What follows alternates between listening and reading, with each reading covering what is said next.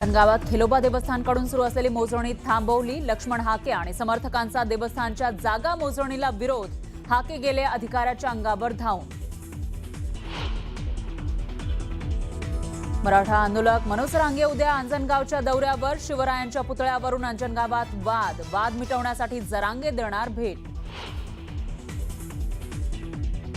खराचं चाकणकरांशी फोनवरून 177 वेळा संभाषण. अंजली दमानी यांचा खळबळजनक दावा. तर शिंदे, चंद्रकांत पाटील, शेलार यांच्याशीही खरातनं फोनवरून चर्चा केल्याचा दावा. अशोक खरात प्रकरणामध्ये नामकरण आवारेची पोलिसांकडून 8 तासांपासून चौकशी. आवारे आणि कुटुंबियांचे नवे 6 बँक खाती, त्यांच्या नावावर 6 बँक खाती, तर सर्व खात्यांवरून आर्थिक व्यवहार झाल्याची माहिती. बच्चू कडूंवर आमदार प्रवीण ताडेंचे भाऊ अभिजित यांच्या हत्येचा कट रचल्याप्रकरणी गुन्हा दाखल. हत्येच्या कटाबाबत मोबाईल कॉल रेकॉर्डिंग करून पुरावा पोलिसांकडे सादर. तर कडूंनी आरोप फेटाळले.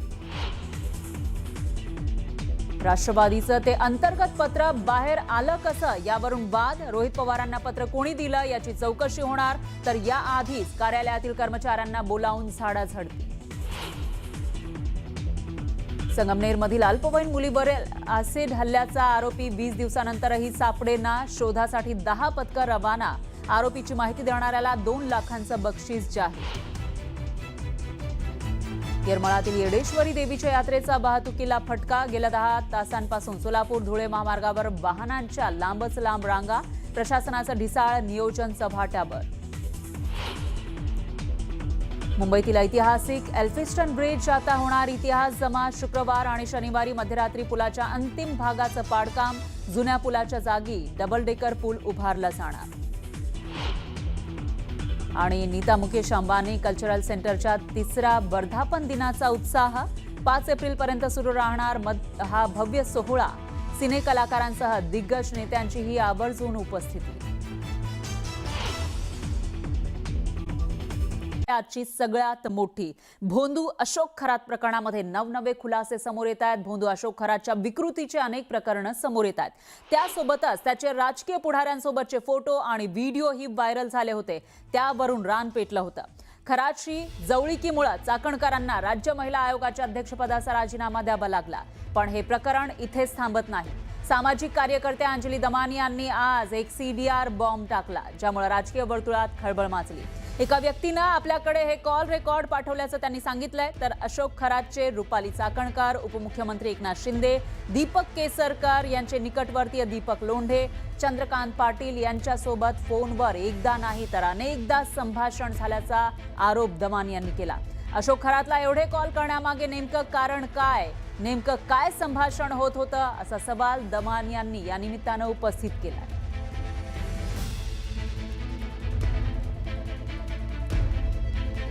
तर याविषयी अंजली दमानी यांनी नेमका काय दावा केलेला आहे आपण बघूयात ग्राफिक्सच्या माध्यमातून. कोणाकोणाची नावं याच्यामध्ये आहेत, कोण कोण बोलत होतं अशोक खरातसोबत. सगळ्यात पुढे नाव आहे रुपाली चाकणकरांचं. 177 वेळा या दोघांमध्ये कॉल झाला होता. याच्यामध्ये इनकमिंग कॉल होते 119 आणि त्याच्यानंतर आउटगोईंग कॉल होते 58. आणि 6 मे 2025ला मागच्या वर्षी 6 मे रोजी या दोघांमध्ये तब्बल 22 मिनिटं चर्चा झाल्याची माहिती आहे. म्हणजे हे दोघे 22 मिनिटं बोलत होते. त्याच्यानंतर प्रतिभा चाकणकर, ज्या रुपाली चाकणकर यांच्या बहीण आहेत, आणि त्यांचे 236 कॉल झालेले आहेत या खरात सोबत, अशी माहिती समोर आलेली आहे. अंजली दमानी यांनी हे सगळे डिटेल्स शेअर केले. याच्यामध्ये त्याचबरोबर उपमुख्यमंत्री शिंदेंचंही नाव आहे आणि त्यांचे 17 वेळा कॉल झालेले आहेत खरात सोबत. इनकमिंग कॉल 10 झालेले आहेत आणि आउटगोईंग कॉल 7 झाले. तर 17 एप्रिल 2025 म्हणजे मागच्या वर्षी 17 तारखेला या दोघांमध्ये तब्बल 21 मिनिटं चर्चा झाल्याची माहिती आहे. म्हणजे एवढा वेळ, ज्या वेळेला एखादं महत्वाचं प्रकरण असेल, महत्वाची बातचीत सुरू असेल, तेव्हाच आपण एखाद्याशी बोलतो. दरम्यान चंद्रकांत पाटलांचंही नाव आहे. भाजपचे नेते आणि मंत्री चंद्रकांत पाटील यांचे सुद्धा अशोक खरात सोबत 8 वेळा कॉल झालेले आहेत आणि त्याच्यामध्ये त्यांचं बोलणं झालं असेल. दरम्यान सुनील तटकरे, राष्ट्रवादीचे नेते, त्यांचे 8 कॉल अशोक खरात सोबत झाल्याची माहिती समोर आलेली आहे. आणि याशिवाय आशिष शेलार, भाजपचे नेते आणि मंत्री, त्यांचाही 1 कॉल अशोक खरात सोबत झाल्याची माहिती आहे. रुपाली चाकणकर यांचे एकूण 177 कॉल्स हे अशोक खरातांना झाले. एवढंच नाही तर त्यांची बहीण प्रतिभा चाकणकर 2 दिवस झाले आपण त्यांच्याबद्दलही बरंचसं ऐकतोय. त्यांचे 236 कॉल्स हे अशोक खरातांना झाले. 33,727 सेकंड या रुपाली चाकणकर खरातांशी बोलल्या होत्या. यांना अटक झाली पाहिजे आणि यांच्यावर चौकशीनंतर कारवाई झाली पाहिजे. कारण इतका वेळ कोणी कुठल्याही गुरुशी कधीही बोलत नाही. 177 कॉल आणि 33,727 सेकंड जर ही व्यक्ती बोलत असेल तर ती काय बोलत होती याची चौकशी डेफिनेटली झाली पाहिजे. फक्त चाकणकरच नाही तर दमानियांनी उपमुख्यमंत्री एकनाथ शिंदे यांनी सुद्धा खरातला 17 कॉल केल्याचे आरोप केलाय. आत्ताचे महाराष्ट्राचे उपमुख्यमंत्री एकनाथ शिंदे यांचे तब्बल 17 कॉल्स हे अशोक खरातांना नॉर्मल सेलफोनवरनं झाले होते. आता व्हॉट्सॲप किती झाले आणि इतर किती झाले मला माहित नाही, पण 17 कॉलपैकी 10 इनकमिंग आणि 7 आउटगोईंग कॉल्स होते, ज्याच्यात सगळ्यात जास्त वेळ हे 21 मिनिटं यांच्यात संभाषण झालं. मला काही वेळेला असं वाटतं की ते खरातला आपण वाचवतो की काय. म्हणजे आरोप प्रत्यारोप कुणावर होत आहेत, ज्यांनी खरा गुन्हेगार आहे तो बाजूला आणि इतरांना आरोप. जे काही चौकशीत समोर येईल, मग कोणत्याही पक्षाचा असू द्या, कोणताही नेता असू द्या, त्याच्यावर कारवाई सरकार करणार आहे. फोन करणं किंवा फोन कोणाचा रिसीव्ह करणं हा काही गुन्हा नाही आहे ना. ठीक आहे, चौकशी अंती काय ते समोर येईलच. चौकशी समिती नेमलेली आहे, आमच्या सरकारनंच नेमली. देवेंद्र फडणवीस साहेब आणि एकनाथ शिंदे साहेबांनीच SIT स्थापन केलेली आहे ना, त्यामुळे सत्य समोर येईल. आणि हे पण तुम्हाला मान्य करावंच लागेल की शेवटी महायुती सरकारनंच खरातचं प्रकरण जे आहे ते बाहेर काढलेलं आहे. हे काय विरोधी पक्षाच्या कुठल्या नेत्यानं किंवा कुठल्या कार्यकर्त्यानं बाहेर काढलेलं नाही, सरकार म्हणून आम्ही बाहेर काढलेलं आहे. आम्हाला जर त्याच्यामध्ये काही चुका वाटल्या आणि त्या जर लोकांच्या नजरेसमोर आम्ही आल्या तर तो काय आमचा दोष आहे का. एकीकडे खरातशी बोलण्यावरून आरोप प्रत्यारोप सुरू आहे तर दुसरीकडे खरातचे धक्कादायक असे कारनामे समोर येत आहेत. त्याचा मुलगा हर्षवर्धनची चौकशी सुरू आहे आणि याच्यामध्ये डॅडला सगळं माहिती आहे असं भोंदू अशोक खरातचा मुलगा हर्षवर्धननं जबाब दिलाय.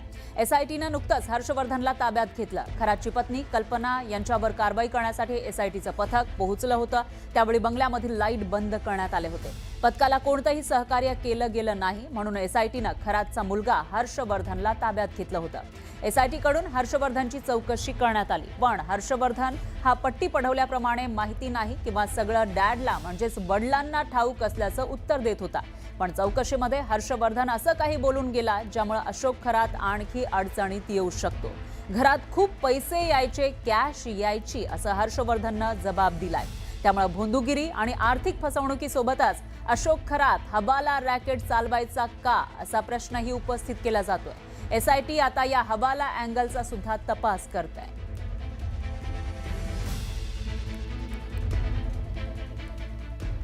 दरम्यान हर्षवर्धनच्या मुलाची पोलीस चौकशीमध्ये कशा पद्धतीनं प्रश्नांची सरबत्ती त्याच्यावर करण्यात आली आहे, काय चौकशी सुरू आहे ते आपण समजून घेण्याचा प्रयत्न करतो. याच्यामध्ये प्रश्न तपास अधिकाऱ्यांनी विचारलाय, वडील तंत्रमंत्र करायचे का, कारण भोंदू बाबा स्वतःला म्हणवायचा, अशोक खरात दैवी शक्ती म्हणवायचा त्यावेळेला, त्यामुळं हे प्रश्न अधिकाऱ्यांनी विचारले. वडिलांना भेटायला कोण येत होतं याविषयी सुद्धा त्याच्या मुलाला विचारण्यात आलं. त्याच्यानंतर बहिणीच्या लग्नामध्ये किती सोनं घेतलं हाही सवाल विचारण्यात आला, कारण अशोक खरातच्या मुलीचं लग्न धामधुमीत करण्यात आलं होतं, खर्च मोठा झाला होता, त्याच्यामुळे हे प्रश्न विचारले गेले. घरातील खर्च कसा चालायचा हाही प्रश्न अशोक खरातच्या मुलाला विचारण्यात आला. आणि त्याच्यानंतर तुझी आई पैसे कुणाकडे द्यायची याविषयी सुद्धा प्रश्न त्याच्या मुलाला विचारण्यात आला. याच्यामध्ये परदेश दौरे आणि तंत्रमंत्राच्या संदर्भात प्रश्नांची सरबत्ती अधिकाऱ्यांकडून करण्यात आली, कारण परदेश दौरे करत होता खरात, त्याचबरोबर तंत्रमंत्र करत होता. आणि त्याच्यावर उत्तर काय होतं तर सर्व डॅडला माहिती होती, घरात खूप कॅश यायची असं एक महत्वाचं विधान. सगळं काही डॅडला माहिती होतं म्हणजेच अशोक खरातला माहिती असल्याचं त्याचा मुलगा म्हणतोय. पण त्याच वेळेला घरामध्ये खूप कॅश यायची याची कबुली सुद्धा हर्षवर्धन खरातनं दिलेली आहे. त्यामुळे एकीकडे खरातचा मुलगा हर्षवर्धननं जबाब दिला की घरामध्ये खूप कॅश यायची, त्यामुळे खरात हवाला रॅकेट चालवत असल्याचा संशय व्यक्त केला जातोय. अशा वेळी खरातचा आर्थिक गैरव्यवहारामध्ये आणखी एक प्रकरण समोर आलेलं आहे. समता पतसंस्थेमध्ये 100 बँक खात्यांसाठी नॉमिनी म्हणून खरातनं सही केली होती आणि या खात्यामधून त्यानं कोट्यावधींचे व्यवहार केल्याचं समोर आलंय. अहिल्यानगरमधील समता पतसंस्थेमध्ये भोंदू अशोक खरातशी संबंधित तब्बल 100 बँक खाती असल्याची माहिती आहे. धक्कादायक बाब म्हणजे ही सर्व खाती वेगवेगळ्या भक्तांच्या नावावर आहेत आणि त्यांचा एकमेव नॉमिनी स्वतः अशोक खरात असल्याचं उघड झालंय.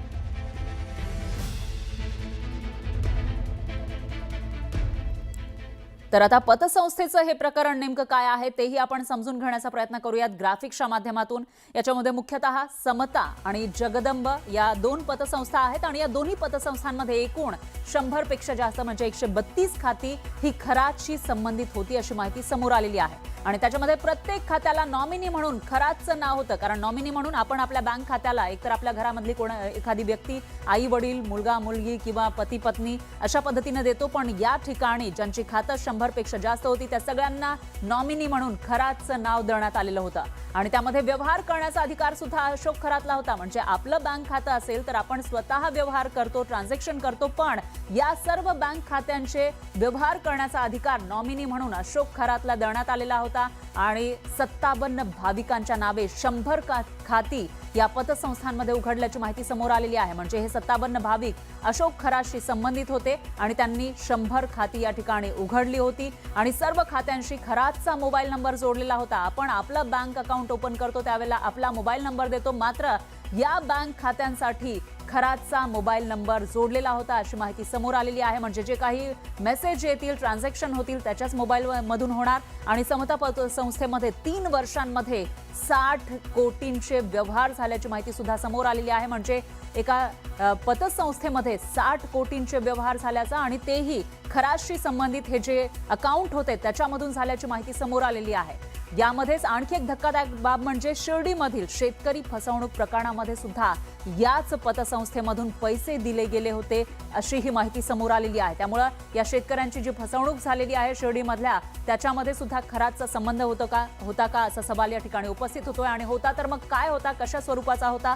हाही सवाल आहे. आणि यामध्ये आणखी एक महत्त्वाची बाब म्हणजे यामध्ये या पतसंस्थांमध्ये 8 खाती ही खरात कुटुंबियांची होती अशी ही माहिती समोर आलेली आहे. आणि त्या माध्यमातून भक्तांची खाती, त्याच्यानंतर कुटुंबियांची खाती आणि अशा पद्धतीने सगळे व्यवहार खरात स्वतः हाताळत असल्याचं दिसतंय. यामध्ये आणखी एक महत्त्वाची आणि तेवढीच धक्कादायक बाब म्हणजे प्रतिभा चाकणकर, ज्या रुपाली चाकणकर यांच्या बहीण आहेत, त्यांचंही खातं या पतसंस्थांमध्ये होतं आणि त्यांच्या मुलीचं सुद्धा म्हणजे प्रतिभा चाकणकर यांच्या मुलीच्या नावानं ही खातं या ठिकाणी होतं अशी माहिती समोर आलेली आहे. त्यामुळे त्यांच्या बँक अकाउंटवरून किती ट्रान्झॅक्शन झाले हाही सवाल आहे. दरम्यान अनेकांनी स्वतः केवायसी करून दिल्याचा पतसंस्थेने दावा केला आहे. म्हणजे खरातशी जरी संबंधित हे लोक होती, त्यांची खाती होती, तरी सुद्धा त्यांनी स्वतः केवायसी करून दिल्याचं पतसंस्थेचं म्हणणं आहे. आणि यामध्ये आणखी एक महत्त्वाचं म्हणजे खरात सावकारीचं काम करत होता अशी ही धक्कादायक माहिती समोर येते.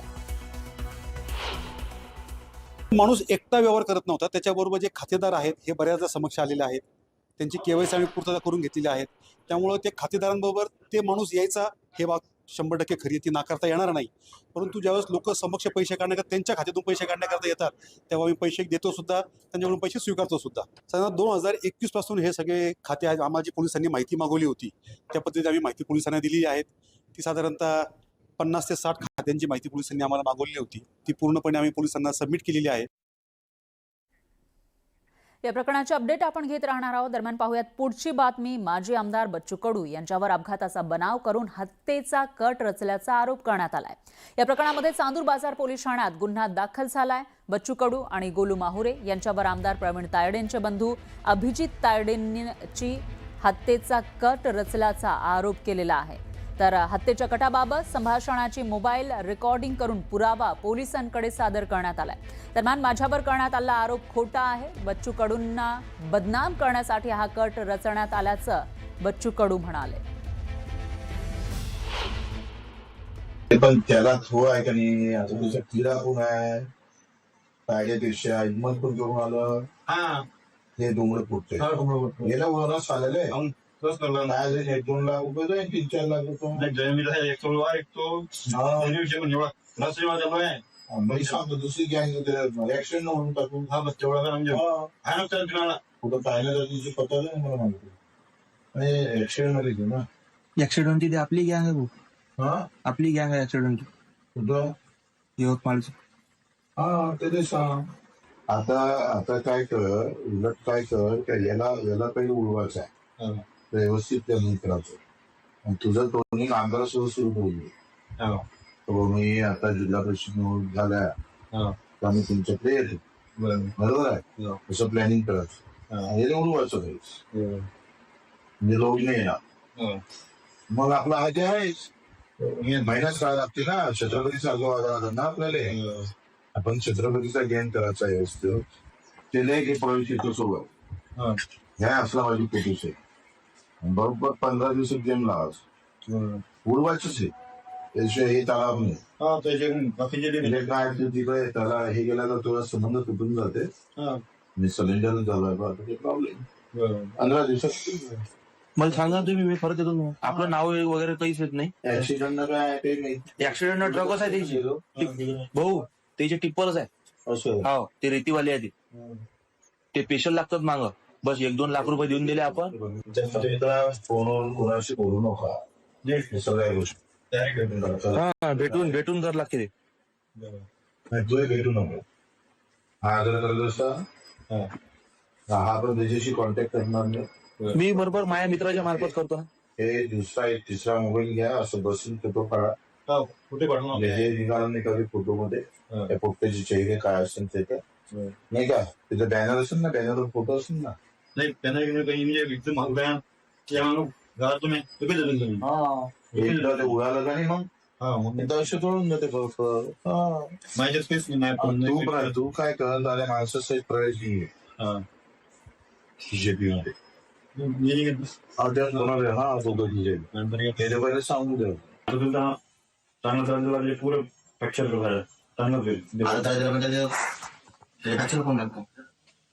फ्रॅक्चर नाही मग काय, पुरं काम दाखवावं लागते. अर्धा काय ठेवायचं अंगावर बसाले, मग तो अजून भारी पडत. काय होतं त्याच्यात त्या मायाची फक्त.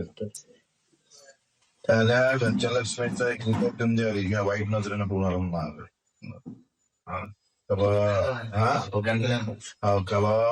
तू माहिती चालली आहे नाही तर त्या गळ्याला उडवतो.